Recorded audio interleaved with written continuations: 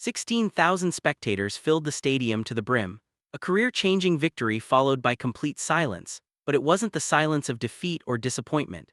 It was the kind of silence that falls when something so powerful happens that words haven't been invented for it yet.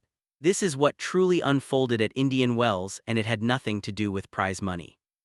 March 8, Stadium 1, Indian Wells, California, one of the most vibrant and loudest arenas in professional tennis. Alexandra Eala had just delivered a stunning performance. She dismantled world number 4 Coco Gauff, breaking her serve multiple times in the first set, reeling off 5 games in a row.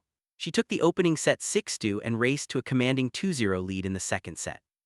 She looked dominant, calm, and completely at home on the biggest stage in the sport. Then suddenly everything shifted.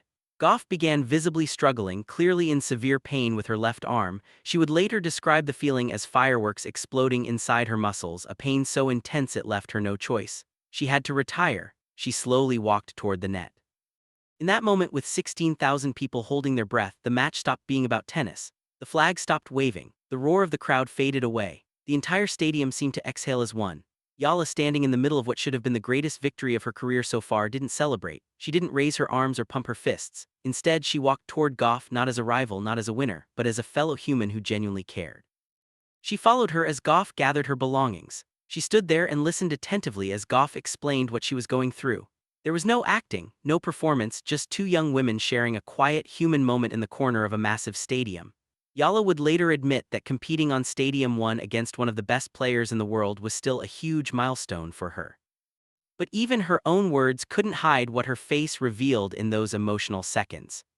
To truly understand why this moment hit so hard, you need to look back a little earlier. In 2025, Eala had already announced her arrival. At the Miami Open, she defeated world number 2 Iga Swiatek. Then she knocked out Grand Slam champions Madison Keys and Alina Rybakina in back-to-back matches. That breakthrough run earned her over $332,000 in prize money, yet money was never the main point. The real message was clear: she belonged at this level. She had always belonged. The rankings were simply catching up. At Indian Wells, she went even further, reaching the round of 16 and adding another $78,000 to her earnings.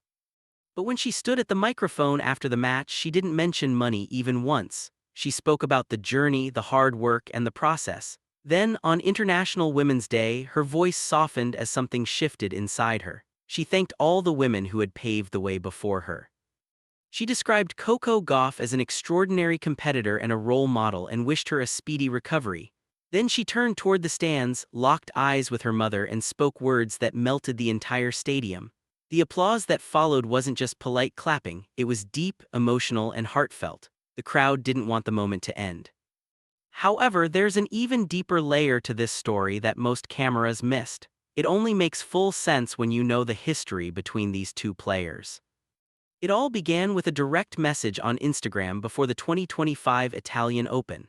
Eala, showing her usual boldness, asked Gauff if she would be her doubles partner. It was a big request, but Gauff agreed. Together, they reached the quarterfinals, competing against top pairs and displaying a surprising chemistry that impressed even their own teams. But the results weren't the real story. What mattered more was the bond that developed between them. On the clay courts of Rome, two young women from different parts of the world, both carrying heavy expectations, found something authentic in each other. They trained together before the Australian Open. They exchanged supportive messages after wins and losses. They joked openly on social media in ways that felt completely natural. Their friendship was the kind that professional sport rarely allows to flourish because the stakes are usually too high and the competition too fierce. Yet theirs was real, and it was visible for everyone to see. So when Gauff told her at the net, "You're playing great," she meant every single word. And when Eala walked her off the court with a gentle hand on her back, that gesture was genuine too. After the stadium had largely emptied, something even more personal reportedly happened. Eala had a small commemorative token with her, a meaningful item she had received weeks earlier after her run at the ASB Classic in Auckland. It wasn't a Grand Slam trophy or a WTA title, but it held special value for her. She placed it in Gauff's hands and said, "I want you to have this. Your message before my first WTA quarterfinal meant everything to me." Gauff looked at the token, then at Eala, and replied, "You're going to have so many more of these, you won't even remember this one." They shared a long, warm hug, not the quick, formal hug of competitors, but a real, lingering embrace. The video spread rapidly. Friendship over rivalry began trending. Fans who witnessed it live said they felt they had seen something truly rare in professional sports, a moment that couldn't be measured by scores or statistics. Meanwhile, the rankings continued to shift. Eala broke into the top 30 of the WTA rankings for the first time in her career. Her victories over Swiatek, Keys, Rybakina, and now Gauff were no longer upsets. They had become a pattern, a clear sign of something special in the making. Gauff returned to action at the Miami Open, faced Rybakina again, and kept pushing forward.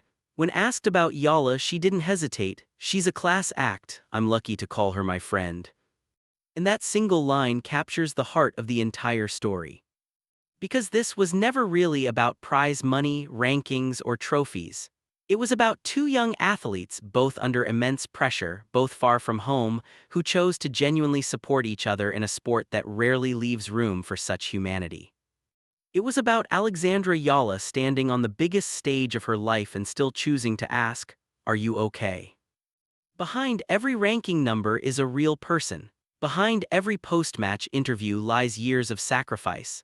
And every now and then, on a court in front of 16,000 people, that truth breaks through in a way no scoreboard can capture. That's what Indian Wells truly gave us, not just a result but a powerful reminder.